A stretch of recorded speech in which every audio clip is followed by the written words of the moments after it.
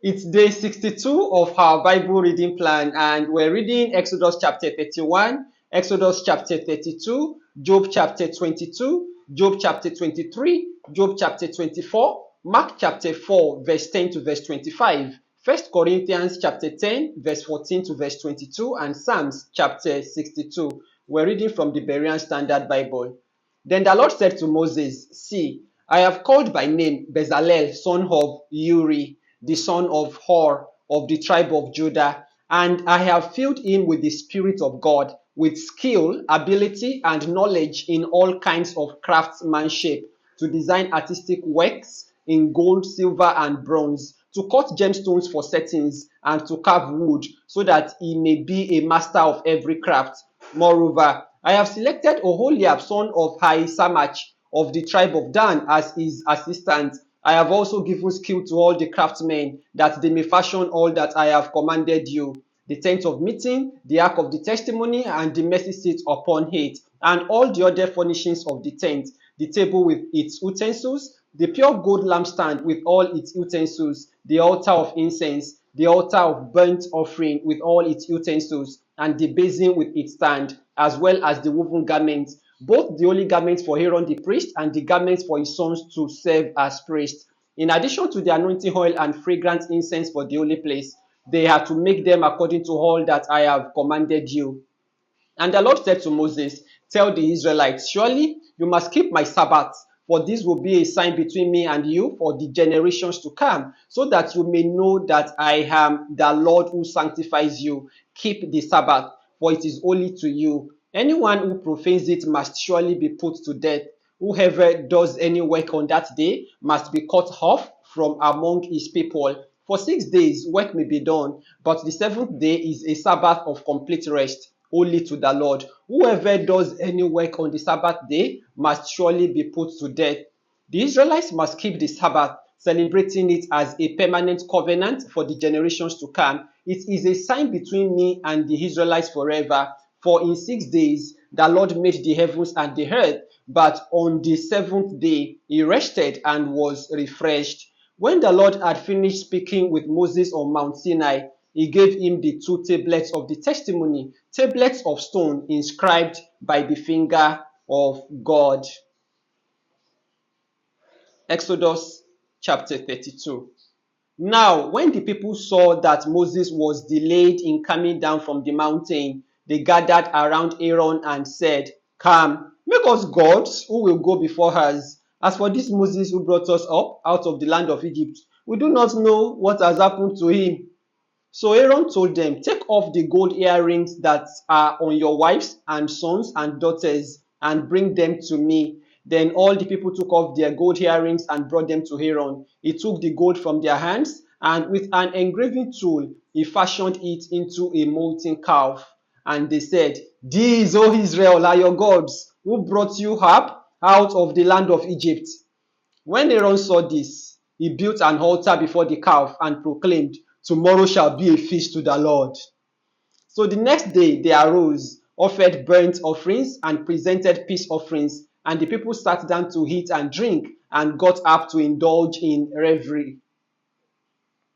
Then the Lord said to Moses, Go down at once, for your people, whom you have brought out of the land of Egypt, have corrupted themselves. How quickly they have turned aside from the way that I commanded them.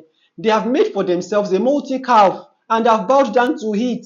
They have sacrificed to it and said, These, O Israel, are your gods, who brought you up out of the land of Egypt. The Lord also said to Moses, I have seen these people, and they are indeed a stiff-necked people. Now leave me alone, so that my anger may burn against them and consume them. Then I will make you into a great nation. But Moses sought the favor of the Lord his God, saying, O Lord, why does your anger burn against your people, whom you brought out of the land of Egypt with great power and a mighty hand? Why should the Egyptians declare, He brought them out with evil intent to kill them in the mountains and wipe them from the face of the earth?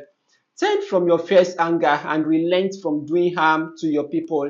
Remember your servants Abraham, Isaac, and Israel, to whom you swore by your very self when you declared, I will make your descendants as numerous as the stars in the sky, and I will give your descendants all this land that I have promised. and it shall be their inheritance forever. So the Lord relented from the calamity he had threatened to bring on his people. Then Moses turned and went down the mountain with the two tablets of the testimony in his hands. They were inscribed on both sides, front and back. The tablets were the work of God, and the writing was the writing of God, engraved on the tablets. When Joshua heard the sound of the people shouting, he said to Moses, "The sound of war is in the camp." But Moses replied, "It is neither the cry of victory nor the cry of defeat. I hear the sound of singing." As Moses approached the camp and saw the calf and the dancing, he burned with anger and threw the tablets out of his hands, shattering them at the base of the mountain. Then he took the calf they had made, burned it in the fire, ground it to powder, and scattered the powder over the face of the water. Then he forced the Israelites to drink it. "What did these people do to you?" Moses asked Aaron, "that you have led them into so great a sin?" "Do not be enraged, my lord," Aaron replied. "You yourself know that the people are intent on evil. They told me, 'Make us gods who will go before us.' As for this Moses who brought us up out of the land of Egypt, we do not know what has happened to him." So I said to them, "Whoever has gold, let him take it off." And they gave it to me. And when I threw it into the fire, out came this calf. Moses saw that the people were out of control, for Aaron had let them run wild and become a laughingstock to their enemies. So Moses stood at the entrance to the camp and said, "Whoever is for the Lord, come to me." And all the Levites gathered around him. He told them, "This is what the Lord, the God of Israel, says. Each of you men is to fasten his sword to his side, go back and forth through the camp from gate to gate, and slay his brother, his friend, and his neighbor." The Levites did as Moses commanded, and that day about 3,000 of the people fell dead. Afterward, Moses said, "Today you have been ordained for service to the Lord, since each man went against his son and his brother. So the Lord has bestowed a blessing on you this day." The next day, Moses said to the people, "You have committed a great sin. Now I will go up to the Lord. Perhaps I can make atonement for your sin." So Moses returned to the Lord and said, "Oh, what a great sin these people have committed. They have made gods of gold for themselves. Yet now, if you would only forgive their sin, but if not, please blot me out of the book that you have written." The Lord replied to Moses, "Whoever has sinned against me, I will blot out of my book. Now go, lead the people to the place I described. Behold, my angel shall go before you, but on the day I settle accounts, I will punish them for their sin." And the Lord sent a plague on the people because of what they had done with the calf that Aaron had made. Now we're going to read Job chapter 22.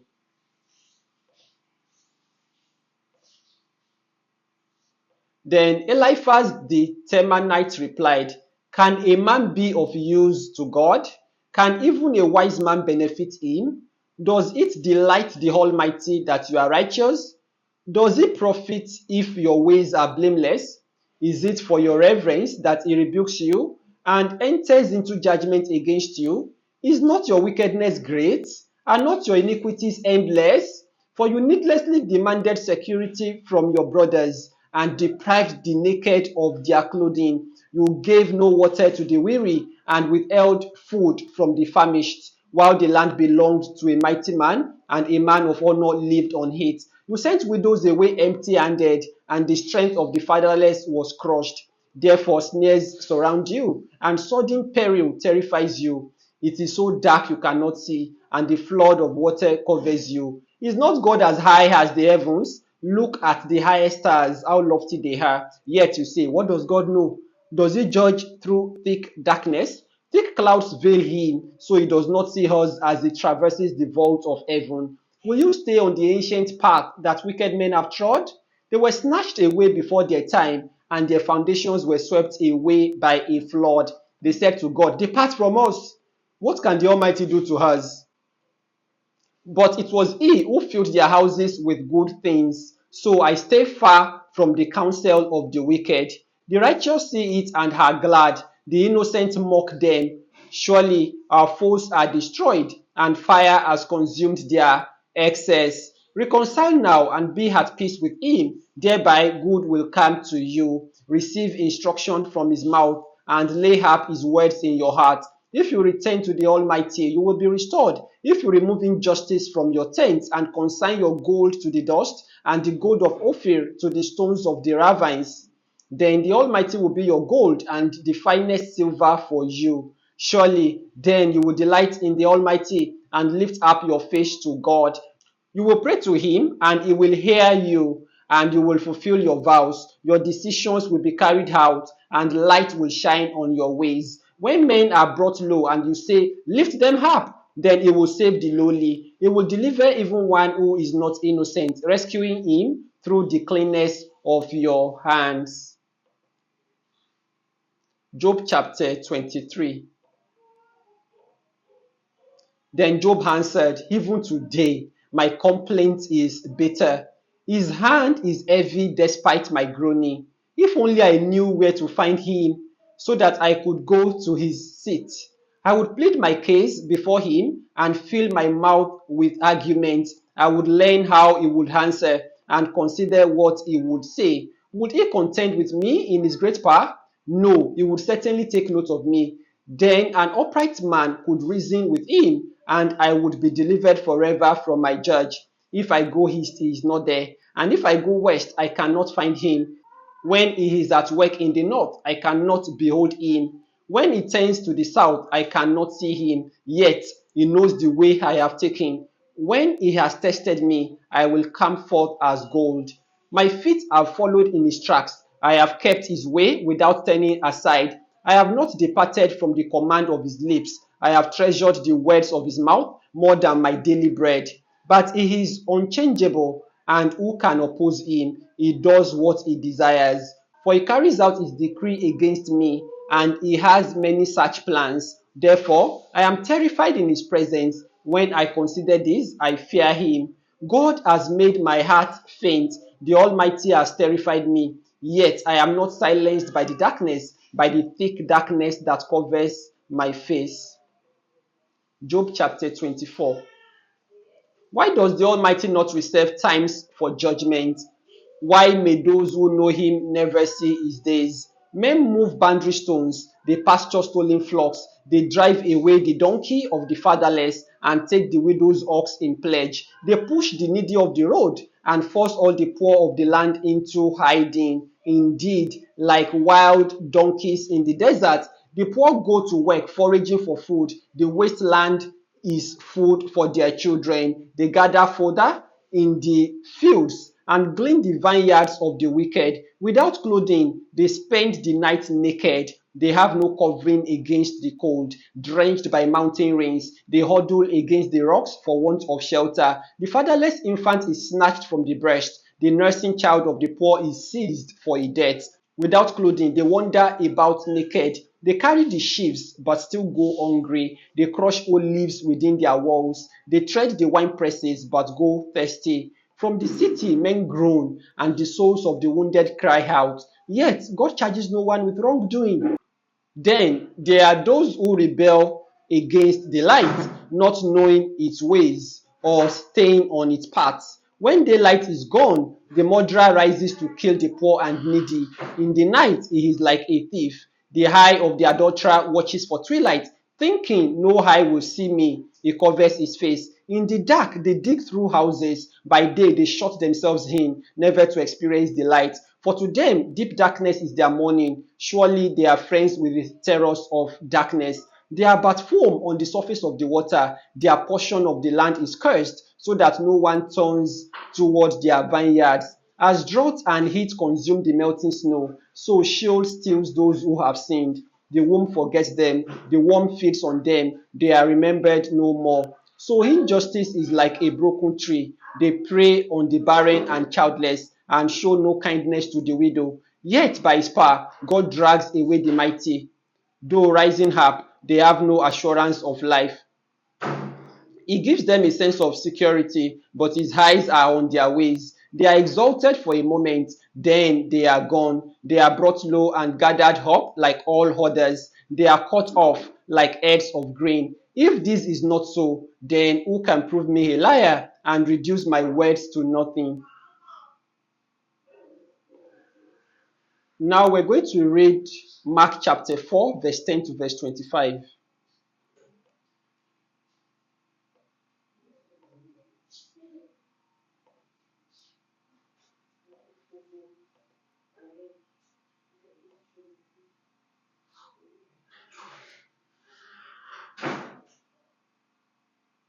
As soon as Jesus was alone with the 12 and those around him, they asked him about the parable.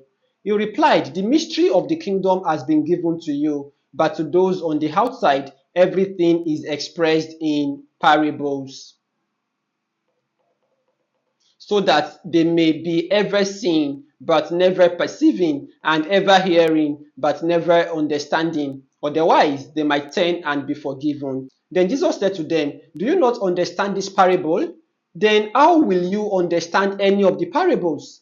The farmer sows the word. Some are like the seeds along the path where the word is sown. As soon as they hear it, Satan comes and takes away the word that was sown in them. Some are like the seeds sown on rocky ground. They hear the word and at once receive it with joy, but they themselves have no roots, and they remain for only a season. When trouble or persecution comes because of the word, they quickly fall away. Others are like the seed sown among the thorns. They hear the word, but the worries of this life, the deceitfulness of wealth, and the desire for other things come in and choke the word, and it becomes unfruitful. Still, others are like the seeds sown on good soil. They hear the word, receive it, and produce a crop, 30-fold, 60-fold, or 100-fold. Jesus also said to them, "Does anyone bring in a lamp to put it under a basket or under a bed? Doesn't he set it on a stand? For there is nothing hidden that will not be disclosed, and nothing concealed that will not be brought to light. If anyone has ears to hear, let him hear."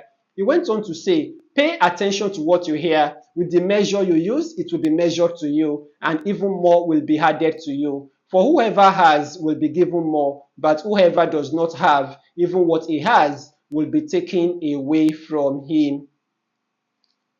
Next, we're going to read 1 Corinthians chapter 10, verse 14 to verse 22.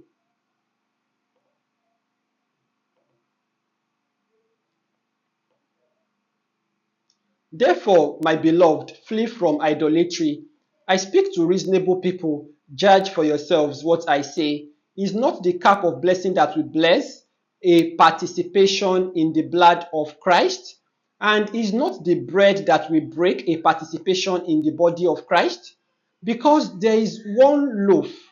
We who are many are one body, for we all partake of the one loaf. Consider the people of Israel. Are not those who eat the sacrifices fellow partakers in the altar? Am I suggesting then that food sacrificed to an idol is anything, or that an idol is anything? No, but the sacrifices of pagans are offered to demons, not to God. And I do not want you to be participants with demons. You cannot drink the cup of the Lord and the cup of demons too. You cannot partake in the table of the Lord and the table of demons too. Are we trying to provoke the Lord to jealousy? Are we stronger than he? Now we're going to read the book of Psalms, chapter 62, which is our last reading for today.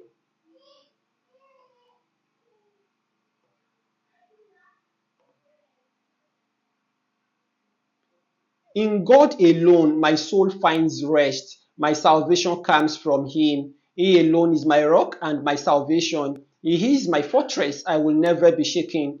How long will you threaten a man? Will all of you throw him down like a leaning wall or a tottering fence? They fully intend to cast him down from his lofty perch. They delight in lies. With their mouths they bless, but inwardly they curse. Selah. Rest in God alone, O my soul, for my hope comes from him. He alone is my rock and my salvation. He is my fortress, I will not be shaken. My salvation and my honor rest on God, my strong rock. My refuge is in God. Trust in him at all times. O people, pour out your hearts before him. God is our refuge. Selah. Low-born men are but a vapor, the exalted but a lie. Weighed on the scale, they go up. Together they are but a vapor. Place no trust in extortion or false hope in stolen goods. If your riches increase, do not set your heart upon them. God has spoken once. I have heard this twice, that power belongs to God, and loving devotion to you, O Lord.